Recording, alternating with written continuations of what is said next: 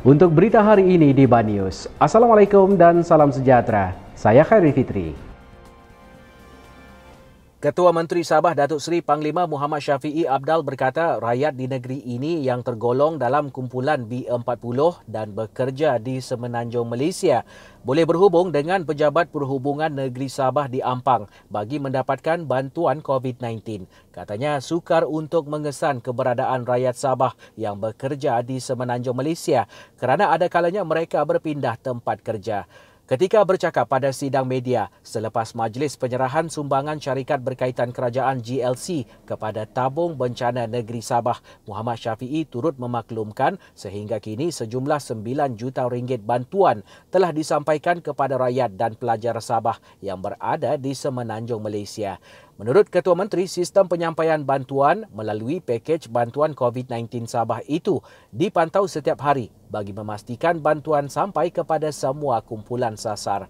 Muhammad Syafiee berkata beliau telah mengarahkan Kementerian Pembangunan Luar Bandar KPLB Sabah supaya memastikan mana-mana rumah yang mempunyai penduduk akan menerima bantuan bekalan makanan menerusi Pejabat Pemimpin Pembangunan Masyarakat PPM.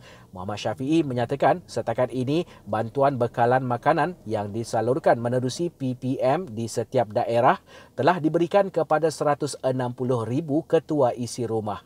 Malah katanya setiap ahli Dewan Undangan Negeri Adun turut mengambil inisiatif dengan memberikan bantuan makanan kepada golongan yang memerlukan. Sementara itu mengenai bantuan kepada pelajar Sabah yang berada di luar negara, Muhammad Syafiee berkata pelajar-pelajar yang berada di Indonesia dan Mesir juga turut dibantu menerusi Kementerian Pelajaran dan Inovasi. Muhammad Syafiee menyatakan Kementerian Pelajaran akan menghubungi mana-mana pelajar Sabah yang berada di luar negara bagi memastikan mereka menerima bantuan dan berada dalam keadaan selamat. Tambahnya bantuan-bantuan yang diberikan kepada golongan sasar itu adalah bantuan peringkat pertama yang dilakukan kerajaan negeri.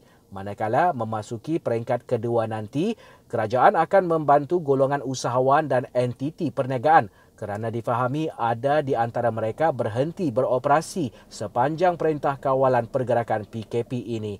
Muhammad Syafiee berkata bantuan berkenaan akan diumumkan kemudian apabila sudah tiba masanya, di mana bantuan itu nanti akan dilihat daripada sektor-sektor yang ada termasuk pelancongan. Saya Khairi Fitri di Banius. Untuk sebarang info dan berita yang berlaku di sekitar anda, kongsikan kepada kami dengan tinggalkan komen anda di bawah.